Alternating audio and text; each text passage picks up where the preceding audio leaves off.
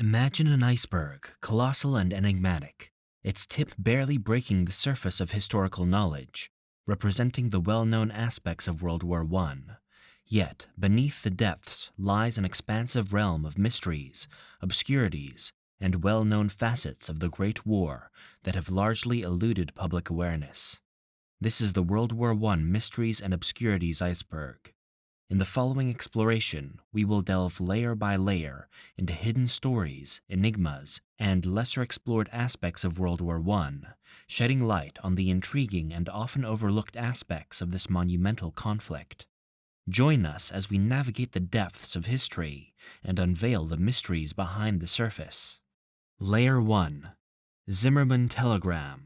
The Zimmerman telegram was a secret diplomatic communication sent by the German Empire to Mexico on January 16, 1917, during World War I. The telegram was intercepted and decoded by British intelligence. It proposed a military alliance between Germany and Mexico in the event of the United States entering World War I against Germany. In return, Germany promised to support Mexico in recovering the territories of Texas, New Mexico, and Arizona, which it had lost to the United States. The British government presented the telegram to the U.S. government on February 24, 1917. Its exposure helped generate support among the American public for the U.S. declaration of war on Germany in April 1917. The Zimmerman telegram played a significant role in influencing the United States' decision to enter World War I on the side of the Allies. Christmas Truce. The Christmas Truce of 1914 was a remarkable and spontaneous event during World War I, when soldiers on the Western Front temporarily ceased hostilities.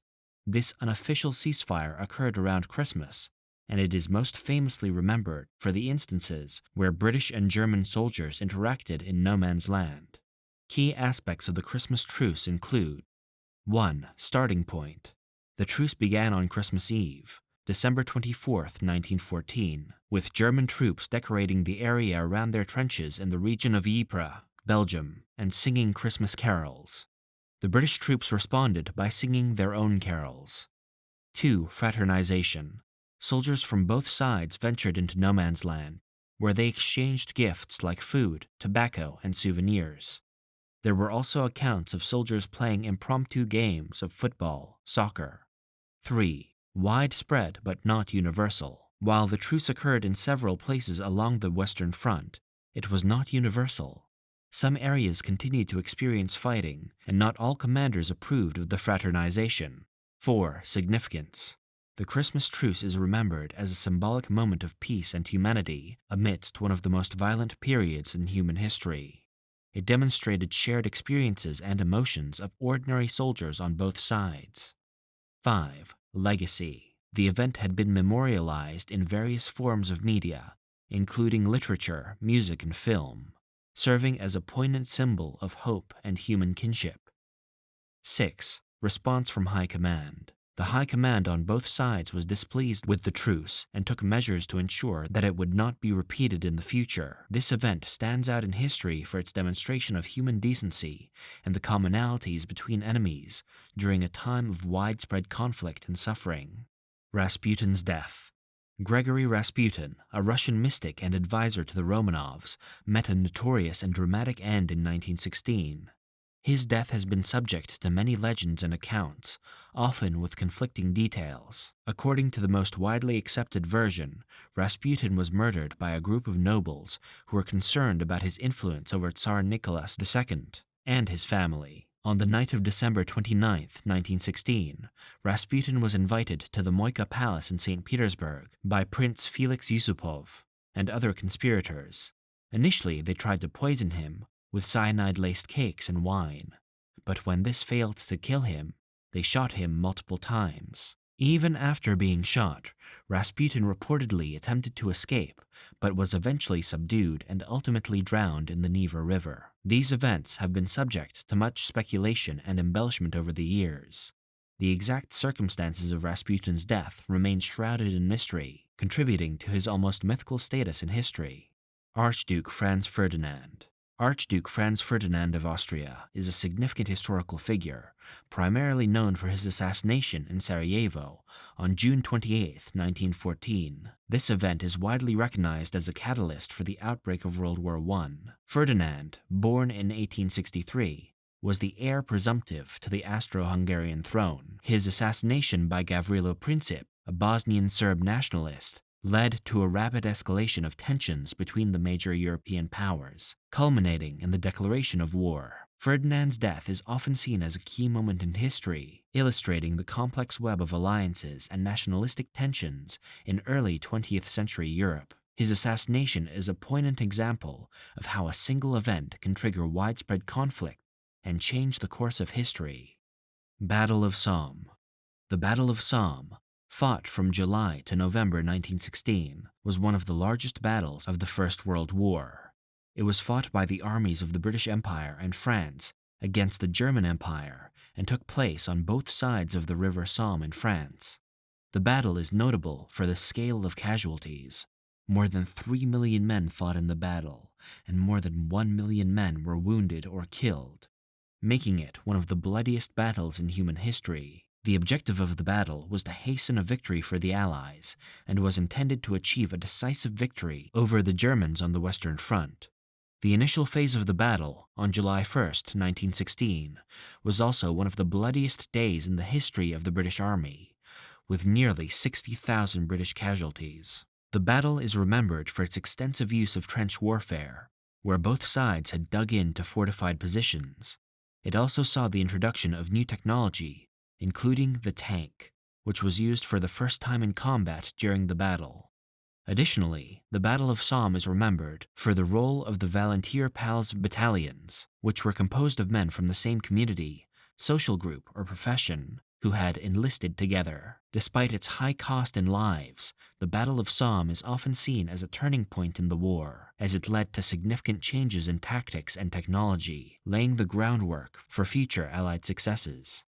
Armenian Genocide. The Armenian Genocide, which occurred during World War I, was a tragic event in history, resulting in the systemic extermination of 1.5 Armenians by the Ottoman Empire. This event is recognized by many countries and international organizations as a genocide, a deliberate and systemic destruction of an ethnic, racial, or cultural group. The genocide began on April 24, 1915, with the arrest of Armenian intellectuals in Constantinople, now Istanbul, and extended to mass killings and deportations. It is a somber and significant part of Armenian history and identity, and its remembrance plays a crucial role in understanding and preventing future genocides. Schlieffen Plan.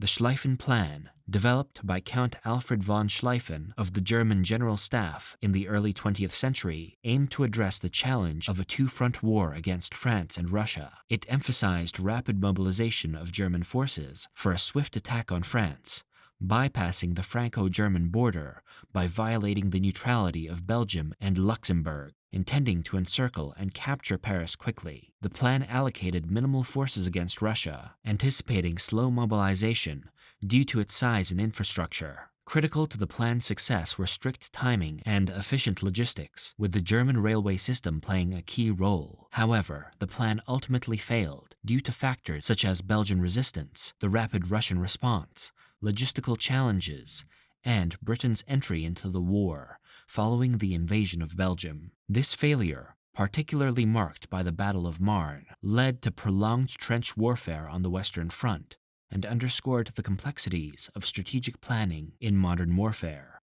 The Russian Revolution.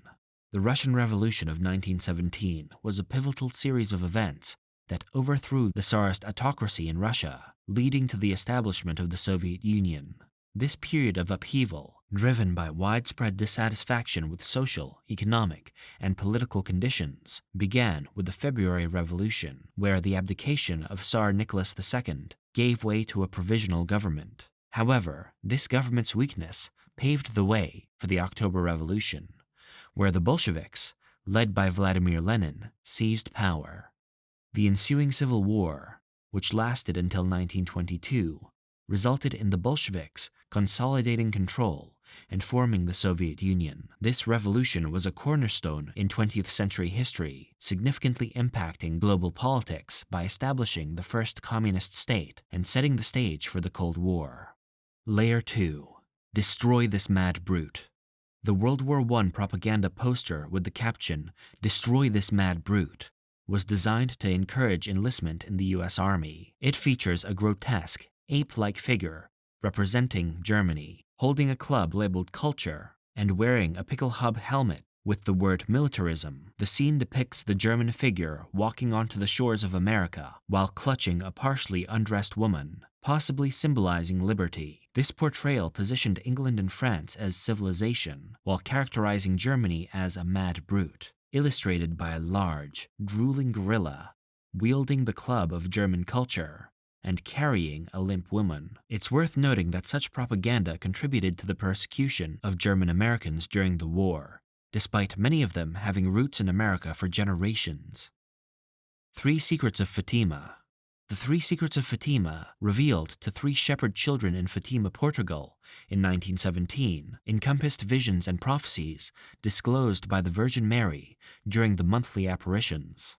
The first secret depicted a vision of hell, emphasizing the need for prayer and penance. The second secret warned of the consequences of World War I and predicted a more devastating conflict, World War II, unless humanity repented and turned to God, also calling for the consecration of Russia to the Immaculate Heart. The third secret, initially kept confidential and revealed in 2000, contained a vision of a bishop in white, interpreted by some as the Pope, facing danger amid a city in ruins. Fatima has become a significant pilgrimage site, with its messages embraced by many Catholics for spiritual reflection and renewal. Lawrence of Arabia. Lawrence of Arabia is a film directed by David Lean and released in 1962. The movie is a biographical epic that depicts the life of T.E. Lawrence, a British officer and archaeologist who played a key role in the Arab revolt against the Ottoman Empire during World War I. The film is widely regarded as a cinematic masterpiece and has left a significant impact on the history of filmmaking. The character of T.E. Lawrence is portrayed by actor Peter O'Toole. The film follows Lawrence's experiences in the Arabian Peninsula, where he becomes involved in the Arab Revolt and forms alliances with various Arab tribes to fight against the Ottoman Turks.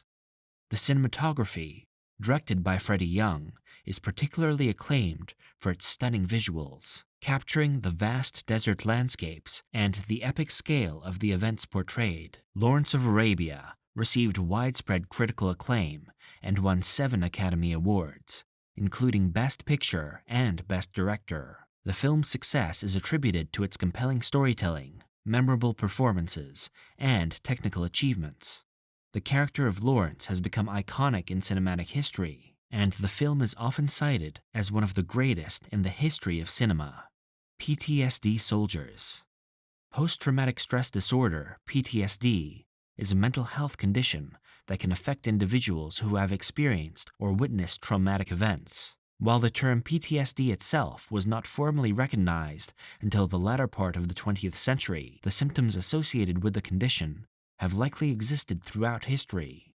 Soldiers who fought in World War I, also known as the Great War, were not immune to the psychological toll of warfare. During World War I, soldiers faced unprecedented levels of trench warfare, chemical attacks, and the overall brutality of a conflict that was unlike any previous war. The constant exposure to the horrors of battle, the threat of injury or death, and the long periods of stress and anxiety took a severe toll on the mental health of many soldiers. However, the understanding and recognition of PTSD in the context of World War I were limited at the time. The psychological effects of war were often misunderstood or overlooked, and the soldiers who exhibited symptoms of what we now recognize as PTSD were sometimes stigmatized or labeled with terms such as shell shock or war neuroses. Treatment for psychological trauma during World War I was not as advanced as it is today, and many soldiers struggled to cope with their experiences after returning home. The long-term impact of war-related trauma on World War I veterans was not fully recognized until later decades. It's important to note that the awareness and understanding of PTSD has evolved over time. In more recent years, there has been increased recognition of the mental health challenges faced by military personnel, and efforts have been made to provide support and treatment for those affected by PTSD, regardless of the conflict in which they served. Gallipoli Campaign.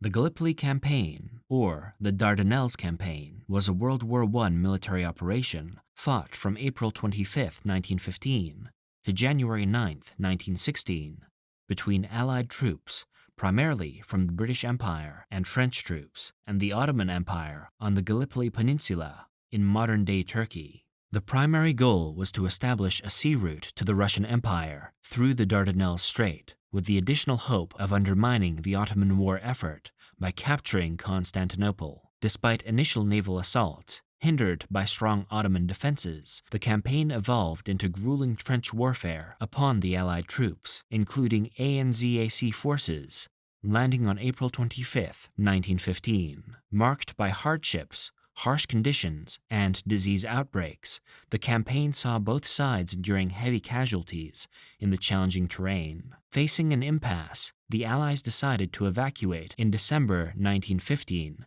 and January 1916, successfully leaving without major losses. Ultimately, the Gallipoli Campaign proved a costly and unsuccessful endeavor, impacting the national consciousness of Australia and New Zealand, leading to the establishment of Anzac Day and influencing the careers of military and political figures such as Winston Churchill, who faced criticism for his role in the campaign. Execution of the Romanov family. The execution of the Romanov family refers to the killing of Tsar Nicholas II of Russia and his wife Alexandra and their 5 children, along with several of their loyal servants. During the Russian Revolution of 1917, the Romanovs were the last imperial family of Russia, and their fate has been the subject of historical interest and controversy. In 1917, following the February Revolution, Nicholas II abdicated the throne, leading to the establishment of a provisional government. Later that year, the Bolsheviks, led by Vladimir Lenin, seized power in the October Revolution, marking the beginning of the Russian Soviet Federative Socialist Republic. The Bolsheviks, who were determined to prevent the Romanovs from becoming a focal point for counter-revolutionary activities, took the royal family into custody. The Romanovs were initially held in the Siberian city of Tobolsk. However, as the Russian Civil War intensified and the anti-Bolshevik White Army gained momentum, the Bolsheviks decided to move the Romanovs to a more secure location. In 1918, the Romanovs were transferred to Yekaterinburg, where they were held in the Ipatiev house. As the anti-Bolshevik forces approached the city, the Bolsheviks became increasingly concerned about the safety of the Romanovs. On the night of July 16th to 17th, 1918, the Romanov family, along with their royal servants, were executed by Bolshevik authorities. The circumstances surrounding the execution and the disposal of the bodies remained shrouded in secrecy for many years. In the 1990s, following the collapse of the Soviet Union, the Russian government officially acknowledged the Romanovs' execution and initiated efforts to locate and properly bury their remains. In 1998, the remains of the Romanov family were interred in the Peter and Paul Cathedral in St. Petersburg, Russia. The execution of the Romanovs has since been widely regarded as a tragic and significant event in the history of the Russian Revolution. Layer 3. The Soldier Who Let Hitler Go. The story of the soldier who reportedly let Adolf Hitler go during World War I is often considered a historical anecdote, with limited verifiable evidence. According to the tale, Hitler, who served as a soldier in the German army during World War I, was involved in a close encounter with a British soldier. The story goes that during the Battle of Passchendaele in 1918, Hitler's unit was engaged with British forces. Amid the fighting, a British soldier named Henry Tandy supposedly had an opportunity to shoot the wounded Hitler, but chose not to do so. Tandy later became famous when a picture was taken of him carrying a wounded comrade. The veracity of this story is questionable, as it relies on anecdotal evidence and lacks concrete historical documentation. Additionally, Hitler himself did not mention such an incident in his writings or speeches. The origins of the story can be traced back to an interview with Tandy in 1938, where he mentioned sparing a wounded German soldier during World War I. The claim that the soldier was Hitler seems to have been added later for dramatic effect. It's crucial to approach such stories with caution and consider the historical context. World War I was a complex and chaotic conflict with numerous individuals involved, and the details of specific events can be challenging to verify accurately, especially decades after they occurred. The story of the soldier who let Hitler go should be viewed with skepticism, and its historical accuracy remains uncertain. Belkiss. Belkiss was a Hungarian serial killer who gained notoriety during the early 20th century. He was born in 1877 and served in the Austro-Hungarian army during World War I. Kiss's criminal activities came to light in 1916 when he was living in Sincota, a suburb of Budapest, Hungary. Kiss was known for his charisma and intelligence, but he had a dark side. He was suspected of murdering at least 23 young women, and his modus operandi involved luring them with promises of marriage or employment. The exact number of his victims remains uncertain, as he left behind a series of buried metal drums containing the bodies of his victims. Kiss came under suspicion when authorities discovered the bodies, but by that time he had disappeared. It is believed that he may have deserted the army during World War I and fled, evading capture. After his disappearance, there were reported sightings of him in various locations, but his fate remains unknown. The mystery surrounding Belkiss and his escape has fueled speculation and intrigue over the years. Despite efforts by law enforcement to locate him, his whereabouts and the details of his life after his disappearance remain unresolved. The story of Belkiss continues to capture public interest as one of the unsolved mysteries of true crime history. Lost Treasures of the Tsars. The Lost Treasures of the Tsars typically refers to the various valuables, artifacts, and treasures that belonged to the Russian imperial family, the Romanovs, who were overthrown and executed during the Russian Revolution in 1917. The most well-known figures among the Romanovs were Tsar Nicholas II and his family. After their execution by the Bolsheviks in 1918, rumors and legends began circling about the potential hidden wealth and treasures of the Romanovs. The most famous treasure associated with them is the Fabergé eggs, exquisite jeweled creations made by the House of Fabergé for the Russian imperial family. These eggs were often given as Easter gifts and are known for their craftsmanship and intricate design. The fate of the Romanov treasures became the subject of speculation, conspiracy theories, and treasure hunts. Some believed that the family had hidden their wealth before their execution, while others thought that the Bolsheviks seized and dispersed the valuables. The story gained even more intrigue with the discovery of the Romanovs' remains in Ekaterinburg in 1991, confirming their deaths but not necessarily revealing the location of all their treasures. Over the years, efforts were made to recover and return some of the Romanov treasures to Russia. In the 21st century, there were instances where Fabergé eggs and other artifacts resurfaced and were either returned to Russia or sold at auctions. While some of the Romanov treasures have been recovered, the complete extent of their wealth and the whereabouts of every valuable item remain unknown. The quest for the lost treasure of the Tsars continues to capture the imagination of historians, treasure hunters, and those fascinated by the Romanov legacy. USS Cyclops. The USS Cyclops, AC-4, was a United States Navy collier ship that mysteriously disappeared during World War I.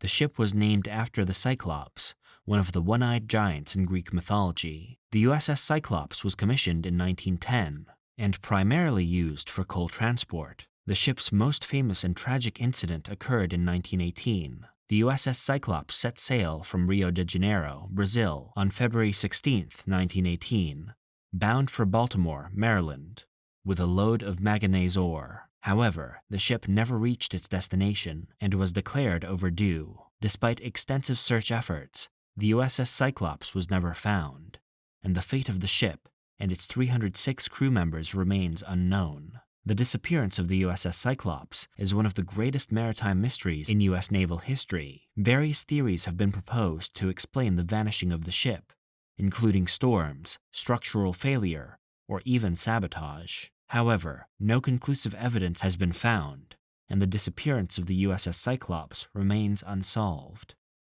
In 1918, the USS Cyclops was officially declared lost, and all hands were presumed dead. The ship's mysterious disappearance has fueled speculation and conspiracy theories over the years. But the true cause remains elusive. The incident has become part of maritime lore and has left an enduring mystery in naval history. Spanish flu spread. The Spanish flu, caused by the H1N1 influenza A virus, emerged as a global pandemic in 1918 during the final stages of World War I. Its rapid and severe spread was exacerbated by the close quarters and movements of troops during the war, enabling the virus to be transmitted across regions. Increased global transportation, crowded living conditions, and the lack of immunity to the novel virus further fueled its widespread impact. Occurring in 3 waves, the second wave was particularly deadly, with an estimated 1/3 of the world's population infected and a death toll ranging from 50 million to 100 million people. The lack of medical advancements in understanding viruses and developing vaccines during the early 20th century hindered effective control measures. The Spanish flu had a profound and lasting impact on public health, influencing future strategies to combat influenza and infectious diseases.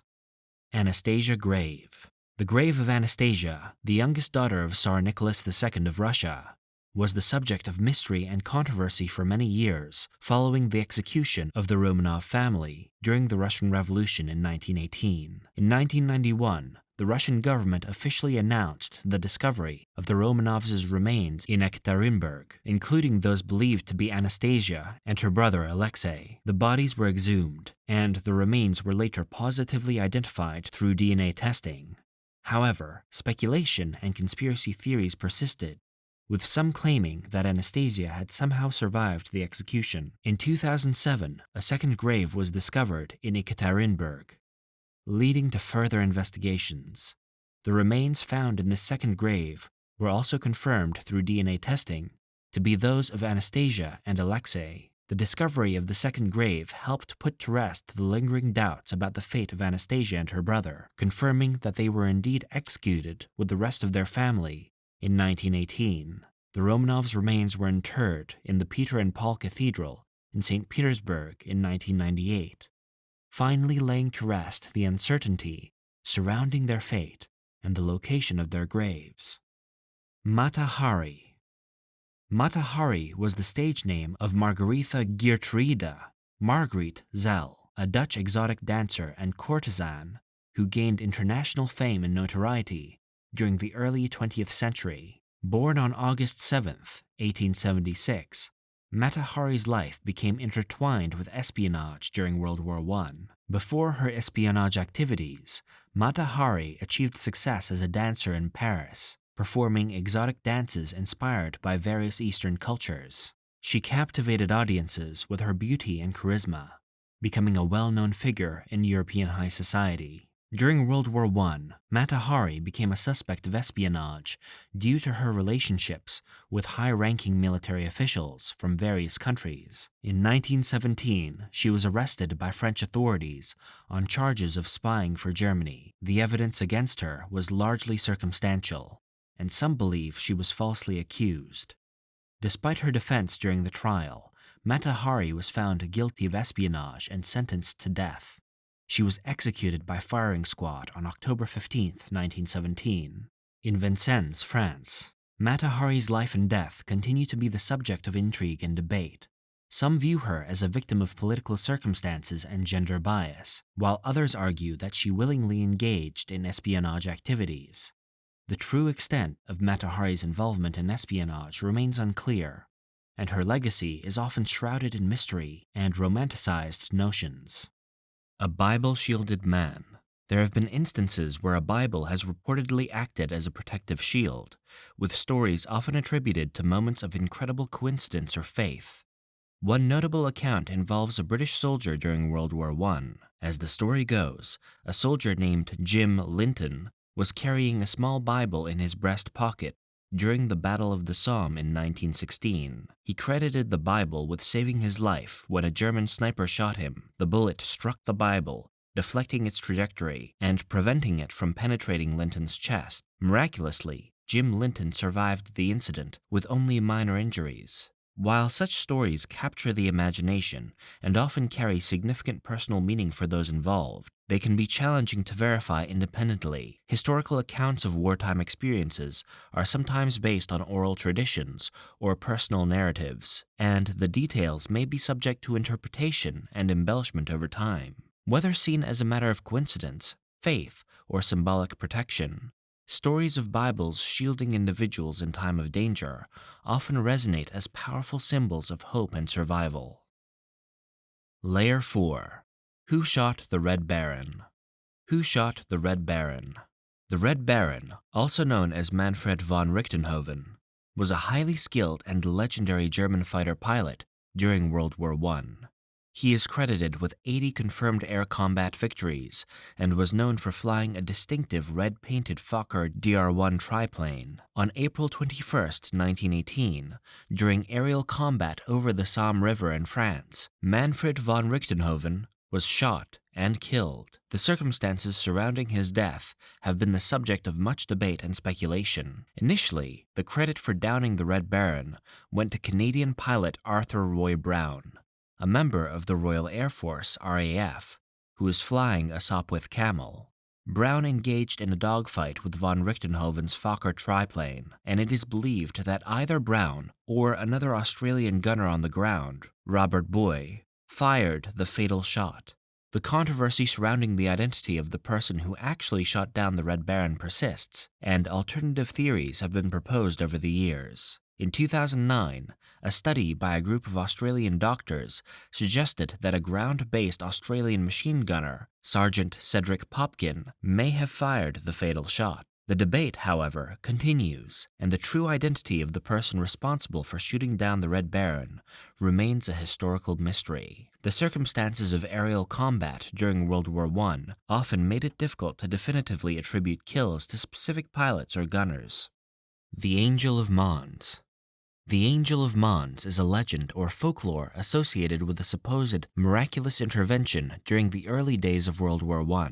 According to the legend, a supernatural presence, often described as angelic or divine, protected the British Expeditionary Force during the Battle of Mons in August 1914. As the story goes, British soldiers, heavily outnumbered and facing the German army, reported seeing angelic figures or a spectral army that intervened on their behalf. These apparitions were said to have shielded the British forces from the German advance, providing a miraculous escape. The legend of the Angel of Mons spread rapidly through wartime rumors, letters, and publications. Some accounts even described the angelic figures as archers from the Battle of Agincourt, or spirits of long-dead English bowmen. While the story captured the imagination of the public and provided a morale boost during the early, challenging days of the war, it's essential to note that historical evidence for the existence of such supernatural events is scarce. The Angel of Mons is widely regarded as a legend or myth, born out of a combination of war-related stress, folklore, and the need for hope during a difficult time. Many believe that the legend was fueled by a short story titled The Bowman, written by Arthur Machen and published in the Evening News on September 29, 1914. The story fictionalized the events at Mons and introduced the idea of phantom archers aiding the British soldiers. Over time, the fictional narrative became intertwined with the real experiences and perceptions of those involved at the Battle of Mons, contributing to the enduring myth of the Angel of Mons. Trench rats. During World War I, trench rats were a pervasive and unpleasant feature of life in the trenches on the Western Front. These rats were often brown or black and could grow to be quite large. The harsh conditions of trench warfare provided an ideal environment for rats to thrive due to the abundance of food scraps and the general lack of sanitation. Trench rats became a significant issue for several reasons. 1. Overcrowded trenches. Trenches were densely populated with soldiers, and the constant presence of humans provided a steady supply of food scraps and waste, attracting rats. 2. Unsanitary conditions. The unsanitary conditions of the trenches, with mud, stagnant water, and decomposing bodies, created an environment conducive to rat infestations. 3. No man's land.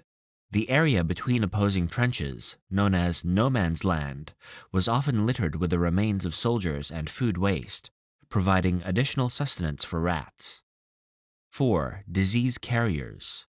Rats were carriers of diseases such as typhus and trench fever, which could spread among soldiers, further compromising the already challenging health conditions in the trenches. Efforts were made to control the rat population, including the use of cats and terriers to catch them. Soldiers also tried to prevent rats from reaching their food supplies, but the constant presence of these rodents added to the overall hardships of trench life. The image of trench rats has become a symbol of the difficult and unsanitary conditions that soldiers endured during World War I. Sergeant Stubby. Sergeant Stubby was a notable and highly decorated war dog who served as a mascot for the 102nd Infantry Regiment, 26th Yankee Division during World War I. His story is often considered one of the most heartwarming tales of animal companionship and bravery during the war. Stubby, a Boston Terrier mix, wandered onto the Yale University campus in 1917, where he became the mascot for the 102nd Infantry. When the unit deployed to France during World War I, Stubby went with them, sneaking aboard the ship by stowing away. His journey marked the beginning of his remarkable service on the front lines. During his time in France, Stubby participated in 17 battles and 4 offensives. He was trained to warn soldiers of incoming gas attacks, locate wounded soldiers, and even catch German spies. His keen sense of smell and ability to recognize specific sounds, such as the whine of incoming artillery shells, made him a valuable asset to the regiment. Stubby's bravery and contributions to the war effort earned him several military awards, including the Purple Heart and the rank of sergeant. After the war, he returned to the United States with his unit, receiving a hero's welcome. Stubby became a national sensation, attending events, meeting presidents, and becoming a symbol of loyalty and courage. His legacy lives on, and Sergeant Stubby is remembered not only for his military service, but also for the positive impact he had on the soldiers with whom he served. In 2018, an animated film titled Sergeant Stubby, An American Hero was released, bringing his story to a new generation. Cottingley Fairies.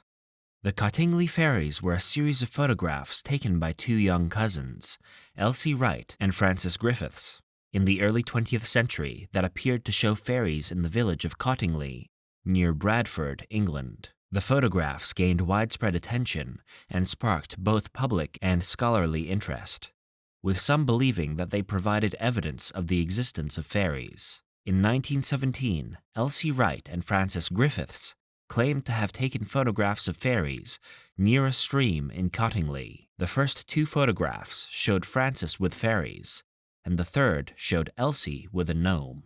The girls maintained that the images were genuine, and their story caught the attention of Sir Arthur Conan Doyle, the creator of Sherlock Holmes and a prominent spiritualist. Sir Arthur Conan Doyle, a firm believer in spiritualism, used the Cottingley fairies as evidence of the existence of supernatural beings. He published an article about the photographs in the Strand magazine in 1920, further fueling public fascination. It wasn't until 1983 that the 2 women, now elderly, confessed that the photographs were elaborate hoaxes. Elsie had drawn the fairies on paper, and they had cut them out and mounted them with hat pins for the photographs. The confessions brought an end to decades of speculation and mystery surrounding the Cottingley fairies. The story of the Cottingley fairies remains a notable chapter in the history of photographic hoaxes and the enduring human fascination with the mystical and magical. Mercy Dog. A mercy dog refers to a dog trained to locate wounded or dying soldiers on the battlefield during times of war. These dogs were used to provide comfort and support to soldiers who were injured and unable to call for help. The concept of mercy dogs gained prominence during World War I and continued into subsequent conflicts. Mercy dogs were often equipped with medical supplies, including small first aid kits, to offer immediate assistance to wounded soldiers. Their keen sense of smell and the ability to navigate through difficult terrain made them valuable assets in locating casualties on the battlefield. Once a mercy dog found a wounded soldier, it would alert nearby medics or provide comfort to the injured until help arrived. The use of dogs in a mercy role was not only practical, but also had a positive impact on the morale of soldiers. The presence of these animals brought a sense of companionship and emotional support in the midst of the harsh and traumatic conditions of war. While mercy dogs were employed in various conflicts, their roles and training evolved over time. Today, dogs continue to serve in various capacities within military and civilian contexts, including search and rescue missions, therapy assistance, and as service animals for individuals with disabilities.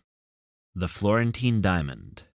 The Florentine Diamond is a famous diamond with a storied history that dates back several centuries, believed to have originated from the Golconda mines in India. The diamond is a nearly colorless, yellowish diamond weighing approximately 137.27 carats. Its distinctive 9-sided or 126-facet double rose cut adds to its unique appearance. The Florentine Diamond's history is intertwined with European royalty. It is said to have been in the possession of the Medici family, a prominent Italian family known for their influence during the Renaissance. The diamond then passed through various European royal families. During the 19th century, the diamond was recut to enhance its brilliance, reducing its original size. It eventually found its way to the Austrian imperial family, where it became part of the Habsburg crown jewels. The diamond's fate took a dramatic turn during the aftermath of World War I. With the downfall of the Austro-Hungarian Empire, the Habsburgs went into exile and the Florentine diamond disappeared. Its whereabouts remained unknown for several decades. In 1981, the Florentine diamond resurfaced when a thief stole it from the CC Museum in Vienna, Austria. The thief demanded a ransom for its return, but was later apprehended, and the diamond was recovered. Following this incident, the diamond's ownership and location have been kept private. The Florentine diamond remains a fascinating part of diamond lore, with its rich history that spans centuries and connections to European royalty and historical events. Its mystique and unique characteristics contribute to its allure in the world of gemstones. Passchendaele mud drownings. The Passchendaele mud drownings refer to a tragic and harrowing episode during the Battle of Passchendaele, a significant campaign on the Western Front of World War I that took place in 1917 near the Belgian town of Passchendaele. The battle was characterized by heavy rain, which turned the battlefield into a quagmire of mud. The mud, combined with the extensive system of trenches and shell craters, created incredibly challenging and treacherous conditions for soldiers on both sides. The mud was often deep, and soldiers could become stuck or sink, making it difficult to move quickly or evacuate the wounded. The mud drownings occurred when soldiers, particularly wounded or exhausted ones, became trapped in the thick, viscous mud and were unable to free themselves. This led to a horrifying and often slow death as the mud enveloped them. The conditions were exacerbated by the constant shelling and the widespread use of artillery during the battle. The Battle of Passchendaele, which lasted from July to November 1917, resulted in immense human suffering and loss. The combination of mud, relentless shelling, and the overall brutality of trench warfare contributed to the grim nature of the battle. The Passchendaele mud drownings serve as a poignant symbol of the extreme hardships endured by soldiers during this brutal chapter of World War I. Layer 5. The Lost Battalion. The Lost Battalion refers to the 1st Battalion, 308th Military Regiment, 77th Division of the United States Army, which became isolated behind enemy lines during World War I in the Argonne Forest of France. The events surrounding the Lost Battalion occurred in October 1918 during the Meuse-Argonne Offensive, a significant campaign aimed at breaking the Hindenburg Line. As part of a larger offensive, the 77th Division, including the 308th Infantry Division, advanced into the dense Argonne Forest. Due to a miscommunication, the battalion found itself surrounded by German forces and cut off from the rest of the American lines. The situation became dire as the battalion faced relentless attacks from German forces and endured harsh conditions with little food, water, and medical supplies. Despite being encircled and outnumbered, the Lost Battalion, under the command of Major Charles W. Whittlesey, held its ground for almost a week. Attempts to rescue the isolated unit faced significant challenges, including strong German resistance and difficult terrain. The soldiers of the Lost Battalion persevered through intense enemy fire, shortages of ammunition, and harsh elements. After 6 days of intense fighting, the Lost Battalion was relieved by American forces on October 7, 1918. Of the roughly 554 men who initially made up the battalion, only about 194 were still alive and capable of walking. The resilience and determination of the Lost Battalion became a symbol of American courage and endurance during World War I. Major Whittlesey and some of the soldiers received commendations for their bravery, but the toll on the unit was significant. The Lost Battalion's story is remembered as a testament to the sacrifices and hardships faced by soldiers on the front lines during World War I. Sher Ami. Sher Ami was a homing pigeon used during World War I to carry important messages for the U.S. Army Signal Corps. This brave pigeon became famous for its role in the Battle of Argonne in October 1918. During the battle, the Lost Battalion, comprising elements of the 77th Division that had become isolated behind enemy lines, was surrounded by German forces. Several pigeons were dispatched to deliver messages requesting reinforcements and supplies. Despite being wounded in the chest and losing a leg, Sher Ami successfully delivered a critical message that saved the lives of nearly 200 soldiers of the Lost Battalion. The message carried by Sher Ami read, "We are along the road parallel to 276.4. Our own artillery is dropping a barrage directly on us. For heaven's sake, stop it." Sher Ami's courageous flight contributed to the rescue of the Lost Battalion, and the surviving soldiers held the pigeon in high regard. Sher Ami was awarded the French Croix de Guerre for bravery. Unfortunately, due to the injuries sustained in its wartime service, Sher Ami's life could not be saved. The pigeon died in 1919, but its legacy endured. Sher Ami is remembered as a heroic messenger and a symbol of the vital role that pigeons played in communication during wartime. The bird's mounted body is on display at the National Museum of American History in Washington, D.C. Germany helped Lenin. During World War I, the German government facilitated the return of Vladimir Lenin, the leader of the Bolshevik Party, to Russia, in a move that was part of a larger strategy to destabilize the Eastern Front. This event is commonly known as the Sealed Train Journey. In 1917, Germany was engaged in a two-front war against the Allies in the West and the Russians in the East. With the hope of weakening the Russian war effort and causing internal strife, the German High Command saw an opportunity in Lenin, who was living in exile in Switzerland. In April 1917, Germany arranged for a special train, known as the Sealed Train, to transport Lenin and a group of Bolsheviks from Switzerland to Russia. The train was called Sealed because the carriages were sealed to prevent the passengers from having contact with the outside world. The Germans believed that Lenin's return and his anti-war and anti-provisional government stance would lead to internal chaos and potentially an end to Russian involvement in the war. Lenin's return did indeed have a profound impact. He played a crucial role in the October Revolution of 1917, which led to the overthrow of the provisional government and the establishment of Bolshevik rule. The Bolsheviks, under Lenin's leadership, later signed the Treaty of Brest-Litovsk with Germany in 1918, effectively ending hostilities on the Eastern Front. While Germany's assistance to Lenin contributed to the Bolshevik rise to power, it also had unintended consequences. The Treaty of Brest-Litovsk led to the ceding of significant territories to Germany, but it also allowed the Central Powers to concentrate their forces on the Western Front, contributing to a series of offensives in the spring and summer of 1918. Nurse Margaret Maul.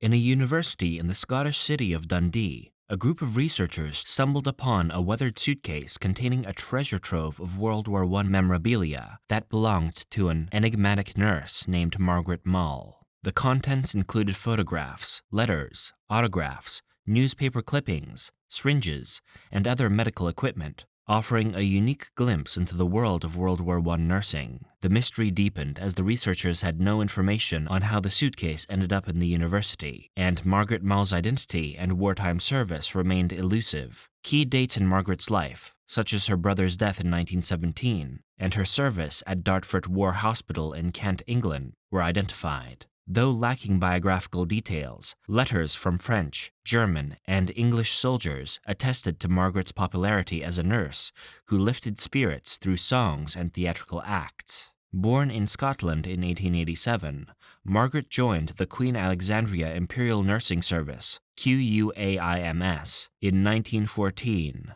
training at Mary Flats Hospital in Glasgow before being transferred to Kent. Post-war, little is known about Margaret until her retirement in 1969, at the age of 82, after 52 years of nursing service. Researchers are actively piecing together Margaret's life, aiming to uncover the full story of her heroic efforts during and after the Great War. The Crucified Soldier. The Crucified Soldier refers to a controversial and disputed legend that emerged during World War I. According to the story, a soldier serving in the British Army was allegedly crucified on a barn door or a wooden cross by German soldiers during the conflict. The incident was said to have occurred in the early years of the war, around 1914 or 1915. The tale typically involved claims that the soldier was discovered by British or Allied troops, leading to outrage and condemnation of the Germans for such a brutal and symbolic act of violence. The story became widely circulated, contributing to anti-German sentiments during the war. However, it's important to note that historical evidence supporting the existence of the crucified soldier is scarce, and many historians consider it to be a myth or propaganda rather than an actual event. The story may have originated as a way to demonize the enemy and foster hatred among troops. The crucified soldier legend is an example of wartime rumors and propaganda that circulated during World War I, reflecting the intense emotions and tensions of the era. While some soldiers and individuals may have genuinely believed in the story at the time, subsequent investigations and scholarly examinations have cast doubt on its veracity. As with many historical myths, separating fact from fiction in the case of the crucified soldier remains challenging due to the passage of time and the fog of war. Mystery of Celtic Wood. The mystery of Celtic Wood revolves around the unexplained disappearance of 71 men from the 10th Battalion of the 1st Australian Division during a diversionary attack near Passchendaele in West Flanders on October 9, 1917, during the Battle of Poelcapelle in World War I.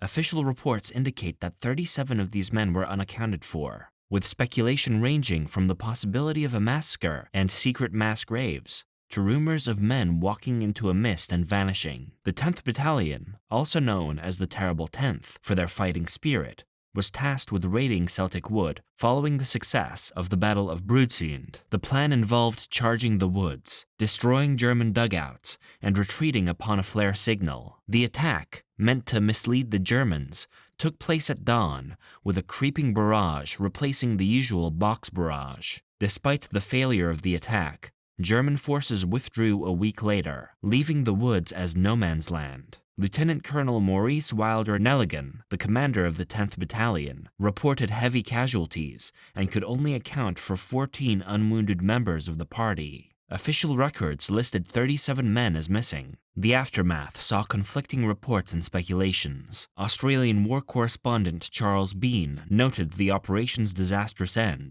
with the missing men never heard from again. German records contained no mention of the attack, fueling theories of a massacre. Several books attempted to explain the mystery, considering factors like confusion, misreporting, and clerical errors. The incident, often dubbed Australia's Great War Mystery, led to rumors of a supernatural event akin to Picnic at Hanging Rock. However, the 2008 research by Chris Henschke and Robert Kearney aimed to dispel myths surrounding the raid. Their analysis of after-action reports, wartime diaries, and witness statements suggested that the fog of war, clerical errors, and misreporting contributed to the mystery. They proposed that the men were likely killed by artillery barrages during the retreat, leaving no recognizable remains for recovery. In essence, the raid was portrayed as a typical small unit action gone awry, rather than an enduring enigma. Walt Disney's newspaper. Walt Disney's involvement with newspapers goes back to his early career before his iconic contributions to the animation and entertainment industry. In 1920, Walt Disney, along with his collaborator Ub Iwerks, started a small company called Iwerks Disney Commercial Artists. The company produced advertising and cartoons for local Kansas City newspapers. Later, in 1923, Disney founded the Disney Brothers Studio with his brother, Royo Disney. The studio initially created the Alice Comedies, a series of live-action/animated shorts featuring a live-action girl in a cartoon world. These shorts were distributed through a deal with Winkler Pictures and played in a number of theaters. As Disney's fame grew, he became involved in various ventures, including his foray into the world of newspapers. In the 1950s, Disney launched a newspaper comic strip titled Walt Disney's Mickey Mouse. The strip featured original stories and artwork centered around Disney's beloved characters and became widely popular. Beyond the comic strips, Disney's influence extended to other media, including magazines and promotional materials. The Disney brand has maintained a strong presence in print media throughout the years, with various publications featuring Disney characters, stories, and promotional content. While Disney's direct involvement in newspaper-related projects diminished as his focus shifted to animation, theme parks, and other ventures, his legacy continued through the enduring popularity of Disney-themed content in newspapers and various print publications. Corporal Jackie. Corporal Jackie, a baboon in the South African Army during World War I, became the regiment's mascot when his owner, Albert Marr, was drafted and refused to leave him behind. Jackie, with an official-style uniform, cap, ration set, and paybook, accompanied the 3rd South African Infantry Regiment, Transvaal, throughout the war. Trained to salute, light cigarettes, and stand at ease, Jackie's heightened senses proved useful, alerting the troops to approaching dangers. Despite surviving battles, including the Battle of Agagia in Egypt, where Marr was wounded, Jackie sustained injuries in the trenches in France, resulting in the amputation of his leg. He was awarded a Medal of Honor, promoted to corporal, and discharged after the war. Upon returning to South Africa, Jackie died in a fire in May 1921. Marr, who brought Jackie back, passed away in 1973 at the age of 84. Layer 6. Attack of the Dead Men.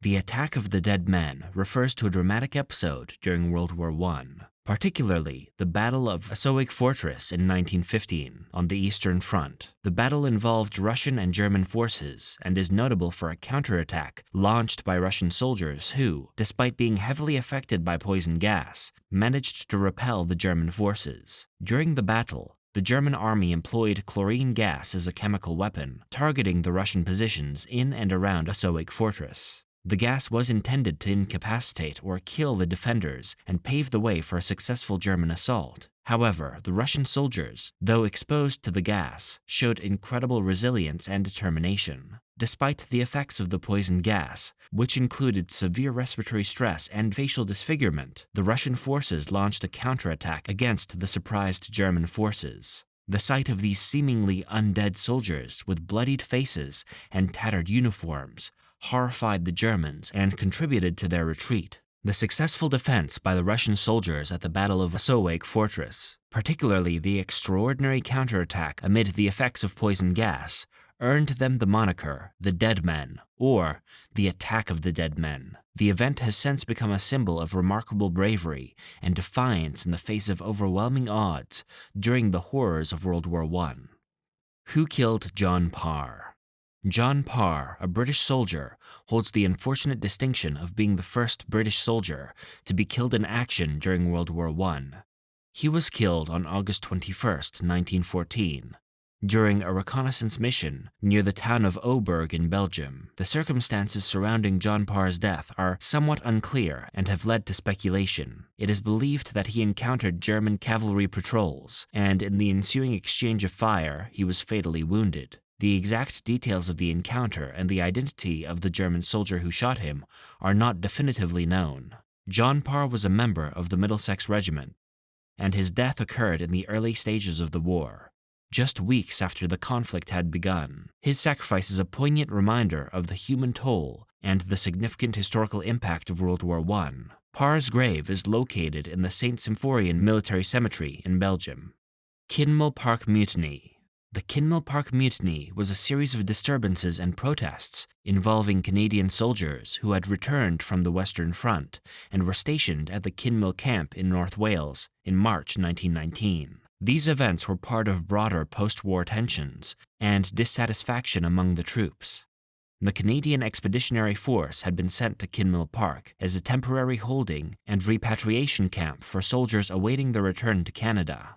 The soldiers faced harsh conditions, including overcrowded barracks, inadequate food, and delays in demobilization. Many were frustrated with the slow repatriation process and the perception that they were being held unnecessarily in Britain.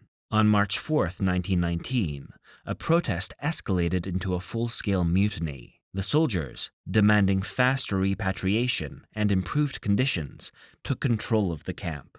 Tensions rose and clashes occurred between mutineers and military authorities. The situation was exacerbated by a lack of clear communication and leadership. To restore order, British and Canadian authorities negotiated with the soldiers, and promises were made regarding the expedited repatriation. However, before these promises could be fully implemented, a tragic incident occurred on March 6, 1919, known as the Battle of Ballykinlar. During a confrontation between Canadian soldiers and British military police, shots were fired, resulting in several deaths and injuries. Following the disturbances, some of the soldiers involved in the mutiny faced court-martial proceedings. The events at Kinloch Park underscored the challenges of demobilizing a large and discontented military force after the end of World War I, and the need for improved communication and conditions for returning soldiers.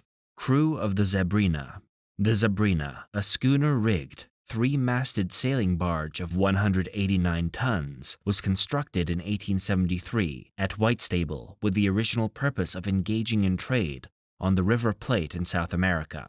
In October 1917, the vessel set sail from Falmouth under the command of Captain Martin, carrying a crew of 5 and a cargo of Swansea coal destined for St. Brieuc, France.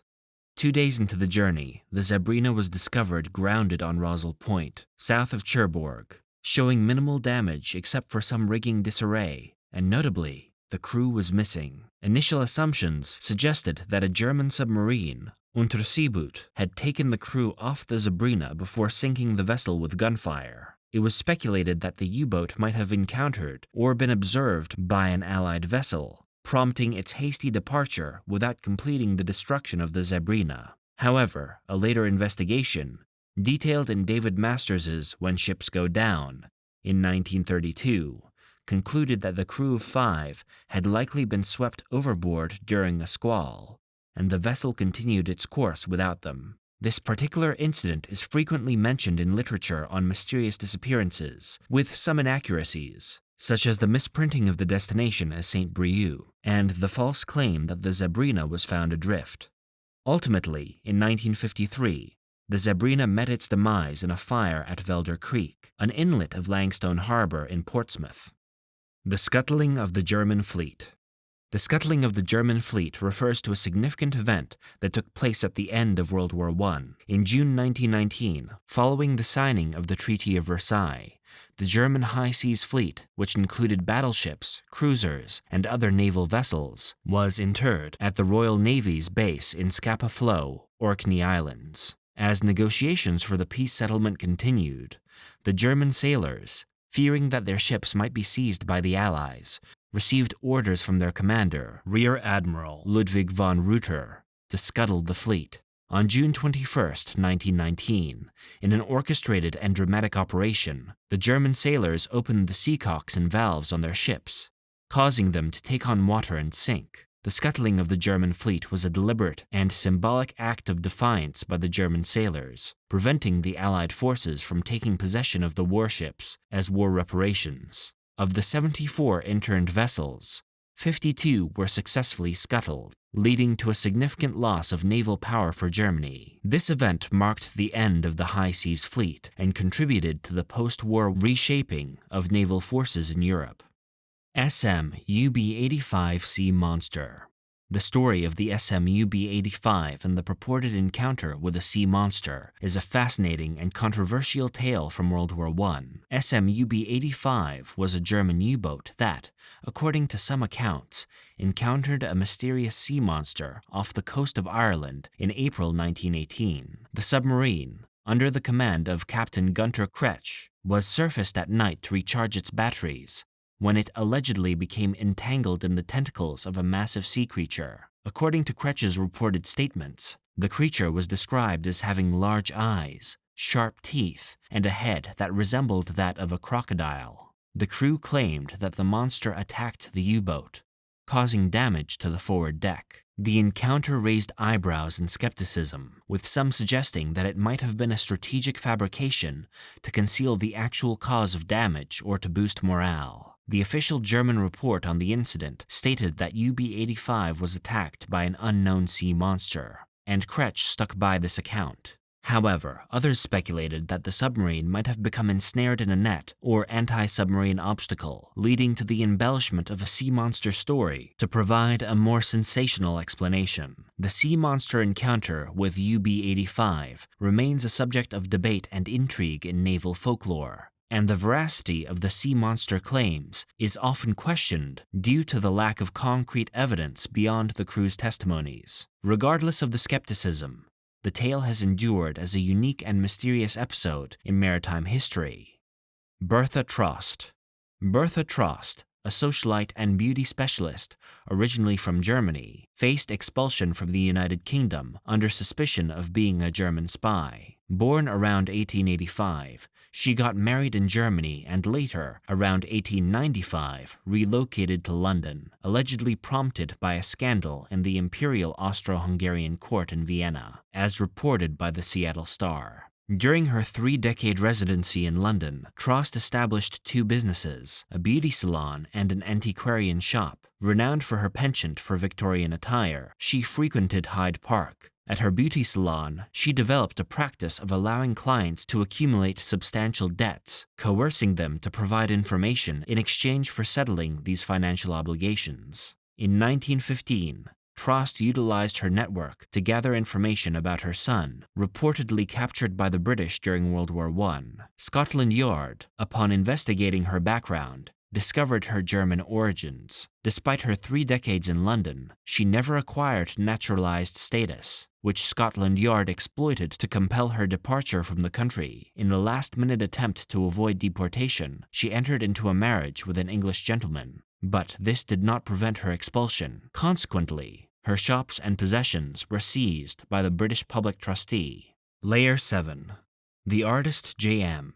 Researchers at the University of Victoria are seeking public assistance in unraveling the enigma surrounding a collection of poignant First World War sketches attributed to an artist identified only as J.M. These sketches, dedicated to his daughter Adele, bear the insignia of the Royal Regiment of Artillery, indicating the artist's likely connection to the British military stationed in France and Belgium during 1917 and 1918. Despite extensive efforts, including a search of military records, the identity of J.M. remains elusive. The sketchbooks, believed to have arrived at the University of Victoria in the 1960s, hold a Canadian connection. To commemorate the 100th anniversary of World War I, the university has made the illustrations available online and plans to exhibit the sketchbooks in November. The artworks showcase notable talent, exemplified by a poignant illustration titled "Gas in the Lines," depicting the impact of gas attacks on frontline war horses. Art history professor Marcus Milwright emphasizes the importance of discovering the artist's identity, both on a human level and academically. The hope is that the public exposure to the artworks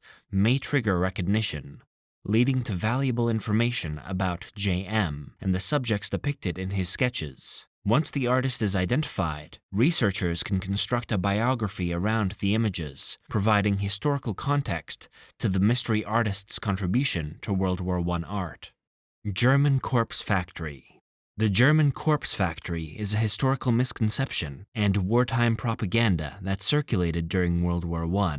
The claim, primarily propagated by British and Allied sources, alleged that the Germans were using the bodies of deceased soldiers to produce various products, such as glycerin, soap, and fertilizers. This gruesome and sensationalized narrative aimed to vilify the enemy and portray them as morally repugnant. There is no credible evidence supporting the existence of such a corpse factory. The accusation was later debunked, and it is now considered part of the misinformation and propaganda that often accompanies wartime narratives. The myth likely emerged from a combination of wartime tensions, the desire to demonize the enemy, and a lack of accurate information. It's important to approach historical accounts from this period with critical scrutiny, considering the context of wartime propaganda and the tendency for misinformation to spread through conflicts. The German Corpse Factory serves as a reminder of the role propaganda played in shaping public perceptions and narratives during World War I.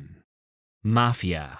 Mafia, also spelled mafia or mafia in Czech, was a clandestine organization formed during World War I. Established after the emigration of Tomáš Garou Masaryk in 1914, it was founded by Czech politician Edvard Beneš, who later became the second president of Czechoslovakia. Other key figures involved in Mafia were mainly anti-royalists, including Karel Kramar, Alois Racine, Josef Scheiner, and Přemysl Samal. Modeled on the principles of the Sicilian Mafia, Mafia played a central role in the First Czechoslovak resistance. Its primary objective was to overthrow the Emperor of Austria and contribute to the disintegration of the Austro-Hungarian Empire. In 1915, the Mafia plot against Austria-Hungary and the Central Powers was uncovered by the police. Some members, such as Karel Kramar, Alois Racine, Vincent Cervinka, and Josef Zamazal, were arrested and initially sentenced to death, although they were later amnestied by Emperor Charles I. Edvard Beneš managed to escape from Austria-Hungary to Switzerland on September 3, 1915. Despite these setbacks, the subversive activities of Mafia persisted under the leadership of Přemysl Samal until the conclusion of World War I. With over 200 members, Mafia received support from abroad, including the United States and Italy. The Lost Sandringhams. The Lost Sandringhams refers to the disappearance of a group of Royal Air Force RAF aircraft, specifically 2 Supermarine Walrus amphibious biplanes, during a flight from Scotland to Iceland in 1942. The aircraft were part of a squadron known as the RAF No. 240 Squadron. In November 1942, the 2 Supermarine Walrus planes, often referred to as the Lost Sandringhams, were tasked with a reconnaissance mission from Selim Vaux in the Shetland Islands to Reykjavik, Iceland. The aircraft were aboard the merchant ship SS President Herbard for transport. The squadron's mission was to monitor and report on German naval activity in the North Atlantic during World War II. Unfortunately, the aircraft and their crew mysteriously disappeared during the journey, and their fate remains unknown to this day. Various theories and speculations have been proposed to explain the disappearance, including the possibility of enemy action, adverse weather conditions, or navigational errors. Despite extensive searches conducted over the years, the wreckage of the Lost Sandringhams has never been found, adding an air of mystery to the story. The disappearance of the Lost Sandringhams is one of the lesser-known mysteries of World War II, and it continues to intrigue historians and aviation enthusiasts. The lack of concrete evidence has contributed to the enduring mystery surrounding the fate of the aircraft and their crews. Boomerangs grenades. In World War I, hand grenades, also referred to as hand bombs, played a crucial role in military strategies. They were used to target enemies hidden underground or behind cover, compelling them into the open for rifle and machine gun attacks. Offensive grenades relied on concussion for harm, while defensive ones exploded, scattering shell fragments Various materials like brass, iron, and steel were used for grenade construction, with names such as Batty bombs, citron fugue, and Newton pippin. The term grenade has Latin origins, coming from granatus, meaning filled with grain, where grain represented explosive fixtures. Some sources link it to the Spanish word granada for pomegranate, noting a visual resemblance. Legends suggest that the first grenade was a box of live vipers thrown into the enemy's camp. The word grenade first appeared in 1536 during the Siege of Arles. Early grenades were made of glass, jars, kegs, and firepots. By 1667, the French army had grenadier companies. While grenades were used in the American Civil War, they gained prominence in the Russo-Japanese War. A decade before World War I, the start of World War I saw Germans training special troops for grenade use, with stick and egg types becoming standard. The French initially lacked preparedness in grenade production during World War I. British troops resorted to improvisation, using cans of food as makeshift grenades. British orders for the Somme attack in 1916 detailed the quantities of different grenades carried by soldiers. The Russians had their Model 1914 hand grenade, nicknamed the bottle grenade. The U.S. Army War College in 1917 highlighted the evolution of grenades during the war, emphasizing the shift from improvised to standardized types adopted by modern armies. American troops used various grenade types, including the Mark I, French VB rifle grenade, and British Type No. 27 combination hand and rifle grenade. Whether factory-produced or field-made, grenades had firmly established their role in modern warfare, far removed from the historical box of vipers. British opium cigarettes. To counter the enemy's habit of searching for scattered tobacco, during the lead-up to a British attack in the Third Battle of Gaza in October to November 1917, General Allenby instructed the airdrop of cigarettes infused with opium. This covert tactical maneuver aimed to incapacitate the Turkish troops, with reports suggesting that the opium-laced cigarettes were effective in rendering them immobile. This strategy reflected a creative and unconventional approach to gaining an advantage in warfare by exploiting the enemy's routines and weaknesses. Permanent Russian sentry. During World War I, the term permanent Russian sentry could refer to a soldier or guard from the Russian military who was assigned a stationary or fixed position as a sentry. In a military context, a sentry is a soldier responsible for standing guard, typically at a specific post or location, to observe and report any signs of enemy activity. In the context of World War I, the role of a permanent sentry would have been crucial for maintaining security and vigilance in various areas, such as trenches, strategic points, or military installations. The harsh conditions and constant threat of enemy attacks in the trenches made the duties of sentries essential for the defense of positions. Layer 8. Stab in the back myth.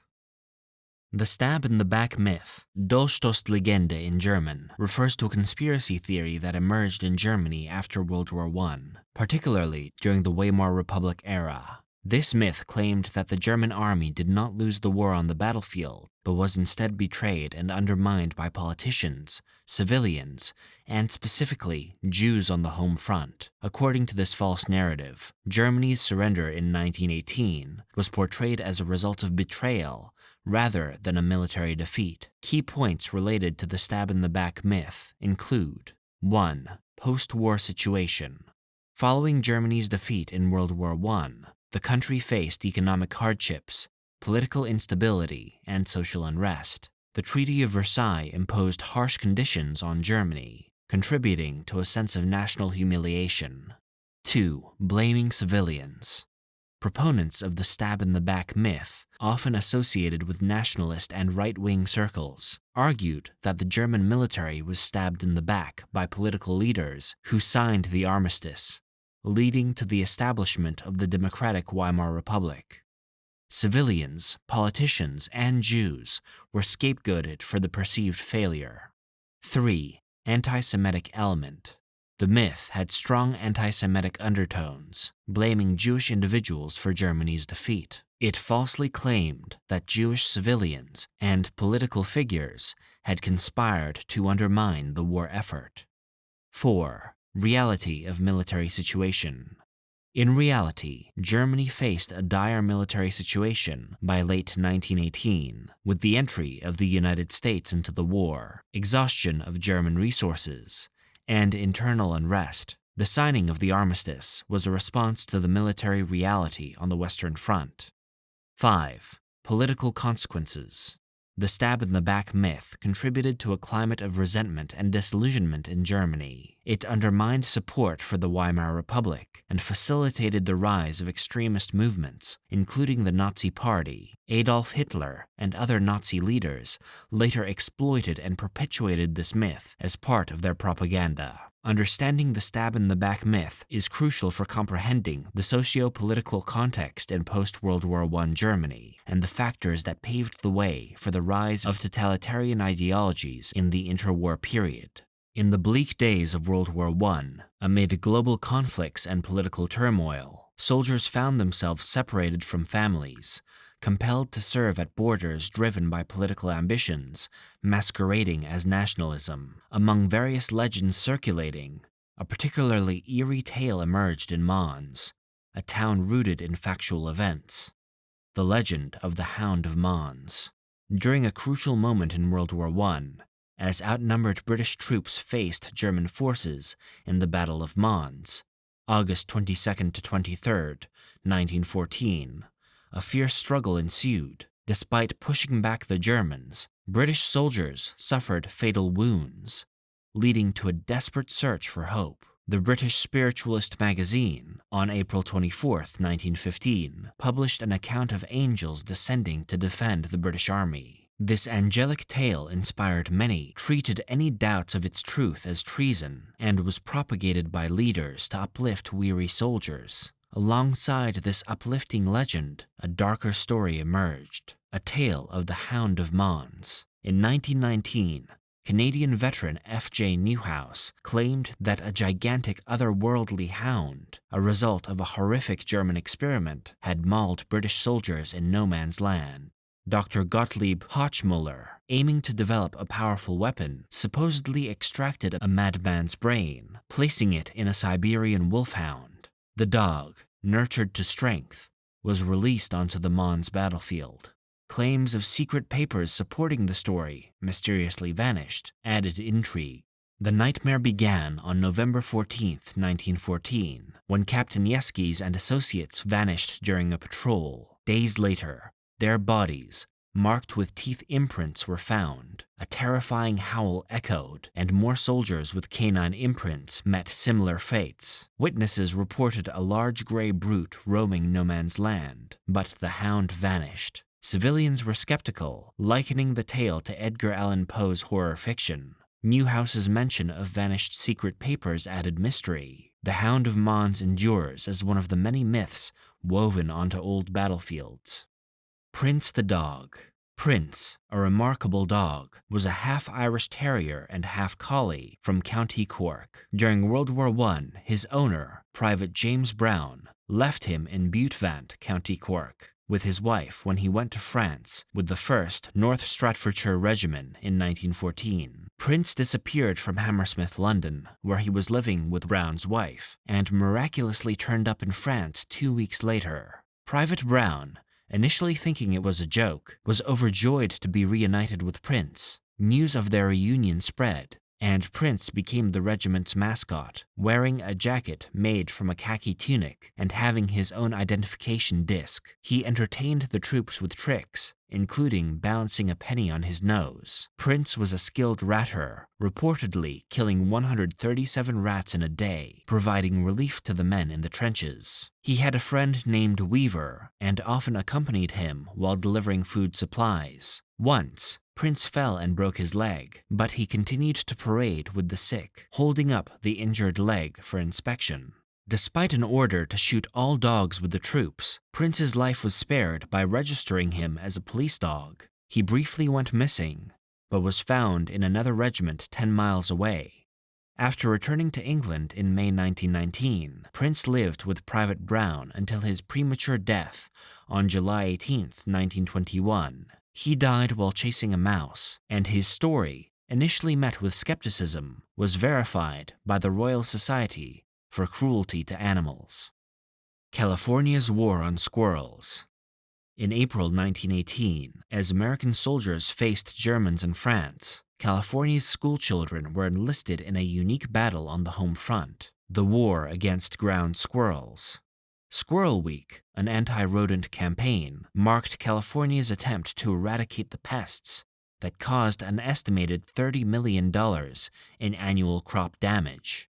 With $40,000 allocated from emergency wartime funds, the state launched an extensive publicity blitz, printing posters and distributing leaflets. What made Squirrel Week stand out was its reliance on children, with a pamphlet titled "Kill the Squirrels," urging youngsters to use rodenticide near squirrel burrows. The campaign framed itself as a patriotic extension of the U.S. declaration of war on Germany, gaining approval from figures like Herbert Hoover. Rewards were offered to schools based on the number of squirrels killed. The campaign utilized martial propaganda, portraying the squirrels as a German enemy, complete with spiked helmets and iron crosses. 4 Minutemen, volunteers delivering short speeches for the war effort, were also enlisted to rally support for the anti-squirrel cause. Children verified their kills by bringing squirrel tails to school, resulting in a reported 104,509 tails turned in during Squirrel Week. Despite the perceived success of the campaign, ground squirrels remain prolific pests in California to this day, and the militaristic theme of the 1918 Squirrel War is still evident in contemporary depictions.